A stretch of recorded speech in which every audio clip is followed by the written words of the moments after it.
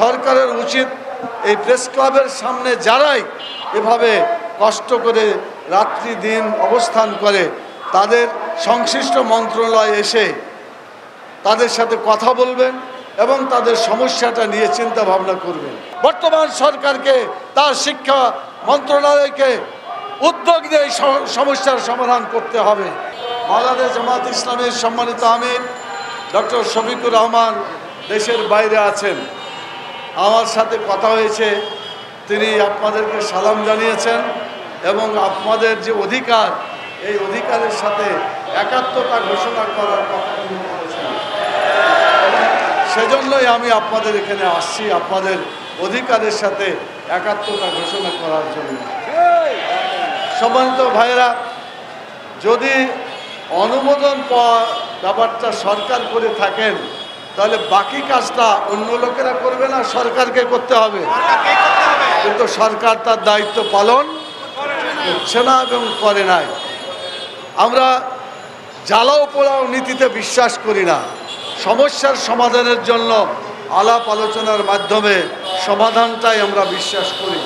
কোরআন মাজিদেও আছে যে তোমাদের মধ্যে যদি কোনো ধরনের এক পক্ষ আর এক পক্ষের মধ্যে কোনো বিবাদ বা কোনো মতপার্থক্য সৃষ্টি হয় তাহলে তোমরা পরস্পরের সাথে আলাপ আলোচনার ভিত্তিতে সমাধান করো, এটাই সবচেয়ে উত্তম সমাধান। তো এই উত্তম সমাধানের জন্য আমরা এতদিন অপেক্ষা করেছি। আমি সরকারকে বলবো এই উত্তম সমাধানটার পথ আর বেশি দিন বোধহয় থাকবে না যদি তাদের এই অধিকার পূরণ করা না হয়। সেজন্য সরকারকে ব্যাপারে সিদ্ধান্ত নিতে হবে এবং জানাতে হবে। বাংলাদেশে আমি অনলাইনে সার্চ করে দেখলাম ৭৫,০০০-এরও বেশি নন এমপ্লয় শিক্ষক আজকে বিনা বেতনে তারা ছাত্র সমাজকে লেখাপড়া চালিয়ে যাচ্ছেন, করে যাচ্ছেন। যাদের খাওয়ার ব্যবস্থা নাই, অনেকের চলাফেরা করারও ব্যবস্থা নাই, অনেকে কষ্ট করে এইভাবে ছোট ছোট ছাত্রদেরকে তারা লেখাপড়া করাচ্ছেন। আমি আমাদের সন্তান তুল্য যে সমস্ত ছাত্ররা আছে তাদের কষ্টকে সাধারণ মানুষ বেশি দিন এটা লালন পালন করবে না, বরং তাদের সন্তানদের সমস্যার সমাধানের জন্য সময়ের ব্যবধানে দেশের জনগণ আপনাদের পাশে নেমে আসবে বলে আমি বিশ্বাস করি। সেই জন্য একটু আগে আমাদের ডক্টর শফিকুল ইসলাম মাসুদ অনেক কথাই বলেছেন, সব কথা বলার দরকার হবে না, কেউ রিপিট করার কোনো দরকার নাই। আমি 5টা কথার মধ্যে 1 নম্বর কথা বলতে চাই, সরকারের উচিত এই প্রেস ক্লাবের সামনে যারাই এভাবে কষ্ট করে রাত্রি দিন অবস্থান করে তাদের সংশ্লিষ্ট মন্ত্রণালয় এসে তাদের সাথে কথা বলবেন এবং তাদের সমস্যাটা নিয়ে চিন্তা ভাবনা করবেন। ওনারা চেয়ারে বসে থাকবেন আর এদিকে শিক্ষকরা মশার কামড়ে দিন রাত কষ্ট করবেন, এটা দেশের জনগণ কিছুতেই সহ্য করতে পারে না। এক্সট্রিম মশার কয়েল প্ল্যান্ট ফাইবার দিয়ে তৈরি, তাই সহজে ভাঙে না, সুগন্ধিযুক্ত ও নিরবিচ্ছিন্নভাবে জ্বলে। ডেঙ্গু, চিকুনগুনিয়া বাহি সহ যে কোনো মশার বিরুদ্ধে দেয় এক্সট্রিম সুরক্ষা। সেই জন্য বৃষ্টিতে ভিজে, রোদের প্রচণ্ড তাপে এবং খেয়ে না খেয়ে, এবং আমি গত একটা আলোচনায় ওখানে আমি বলেছিলাম যে এতগুলা লোক মানবিক কারণেই তাদের অনেক প্রয়োজন থাকে, বিশেষ করে প্রাকৃতিক প্রয়োজনটা সারার কোনো ব্যবস্থা নাই। আমি বলেছিলাম আপনাদেরকে, আমি এটা আমিরে জামাতের সাথে আলাপ করেছি, উনি বলছেন এটার সমস্যার সমাধান করতে হবে। কর্তৃপক্ষের সাথে আমরা আজকে আলোচনা করব, কোনো একটা জায়গায় যত সংক্ষিপ্ত আকারেই হোক আপনাদের সমস্যার সমাধান যাতে হতে পারে সে ব্যাপারে বাংলাদেশ জামাত ইসলামী চেষ্টা করবে ইনশাআল্লাহ। এটা মানবিক ব্যাপার, অন্য কাজ নাও হতে পারে, খাবার একটু দেরি হলেও চলে মানুষের, কিন্তু প্রাকৃতিক প্রয়োজন হলে এটা কেউ এটা ধরে রাখতে পারে না।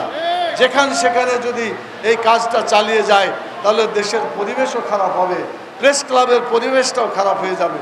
একথা আমি একটু আগেই প্রেস ক্লাবের একজন কর্মকর্তাকে বললাম, তো বললেন যে আসেন আপনি, আমরা আলোচনা করে দেখি কোন জায়গায় কোথায় করা যায়, এ ব্যাপারে আমরা পরামর্শ করে সিদ্ধান্ত দিব। তো আমরা বললাম যে আপনারা জায়গা ঠিক করে দেবেন, বাকি কাজ করার জন্য বাংলাদেশ জামাত ইসলামী ঢাকা মহানগরী দক্ষিণ তারা সহযোগিতা করবে, কেন্দ্র তাদেরকে সাপোর্ট দিয়ে সকল কাজগুলো সম্পাদন করবে ইনশাআল্লাহ। 2 নম্বর কথা বলতে চাই, আপনারা এখানে যারা আছেন আমি মনে করি আপনাদের একটা নির্ধারিত কর্মসূচি থাকা দরকার, নিশ্চয়ই আপনাদের আছে।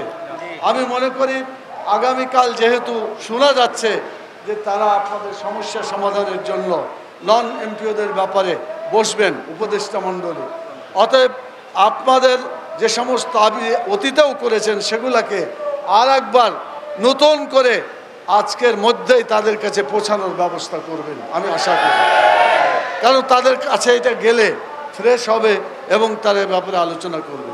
আপনি একটু আগে দেখেছেন যে এমপিওভুক্ত শিক্ষকরা তারা এমপিও মান্থলি পে অর্ডার তাদের দেওয়া হতো, কিন্তু বাড়ি ভাড়া সহ ছোটোখাটো বিষয়ে তারা এটা পাইতো না। তারা আন্দোলন করেছে, শেষ পর্যন্ত আন্দোলনের মুখে যাই হোক আর যেভাবেই হোক সরকার এগিয়ে এসে তাদের একটা সমাধান করেছে। তা আমি জিজ্ঞেস করতে চাই, যাদের এমপিও আছে তাদের বেশি প্রয়োজন না যাদের এমপিও নাই তাদের বেশি প্রয়োজন? যাদের বেশি প্রয়োজন তাদেরকে অগ্রাধিকার দেওয়া উচিত। এজন্য আজকে যারা এখানে অবস্থান করছেন শিক্ষক ভাই এবং বোনেরা, মজলুম অবস্থায় কষ্ট করে যারা দিন রাত এখানে অবস্থান করছেন তাদের সমস্যার সমাধানের জন্য আমি কর্তৃপক্ষের দৃষ্টি আকর্ষণ করছি। চতুর্থ যে কথাটা বলতে চাই সেটি হলো, সামনে দুটা জিনিস আছে। একটা হলো জাতীয় সংসদ নির্বাচনের ব্যাপার আছে এবং সেটা খুব বেশি দিন বাকি নাই। আর তারও আগে আছে আমাদের দেশের শিক্ষা যেভাবে চলে, নভেম্বর বর্তমান মাস এবং নভেম্বর ডিসেম্বরের মধ্যেই ফাইনাল পরীক্ষা হয়ে যায়। ছাত্রদের যাতে পরীক্ষাটা এটা নষ্ট না হয় সরকারকেও চিন্তা করতে হবে এবং আপনাদেরকে এগিয়ে আসতে হবে। বিরোধের ব্যাপারে সমাধান হলো আমাদেরকেও কিছু ছাড় দিতে হবে, সরকারকে কিছু ছাড় দিতে হবে। উভয়ের ছাড়ের মাধ্যমে একটা সুষ্ঠু সমাধান এখানে সরকারকে দিতে হবে। এইটা সমাধান না হলে শিক্ষকরা এই জায়গা ছাড়বে না, আরও আগেই বলেছেন।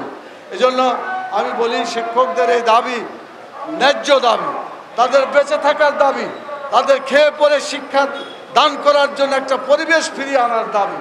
সেই জন্য এটা যত দ্রুত হবে তত দেশ এবং জাতির জন্য কল্যাণকর হবে বলে আমি মনে করি।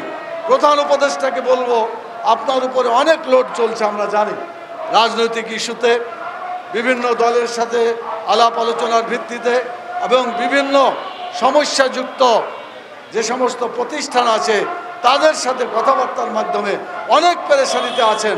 আমি বিশ্বাস করি শিক্ষকরাকে যদি আপনি গুড বুকে নিতে পারেন, তাদের সমস্যার সমাধান করতে পারেন, আপনার পাশে বাংলাদেশের সকল নন এমপিও শিক্ষকরা একসাথে আপনার পাশে কাজ করবে ইনশাআল্লাহ। এজন্য এবং বাংলাদেশ জামাত ইসলামী যেহেতু মানুষের দুঃখ কষ্টের পাশে থাকতে চাই, সব সময় থাকে।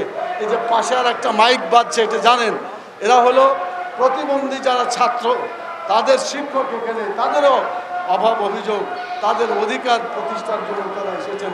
আমি একদিন তাদের সাথে কথা বলেছি।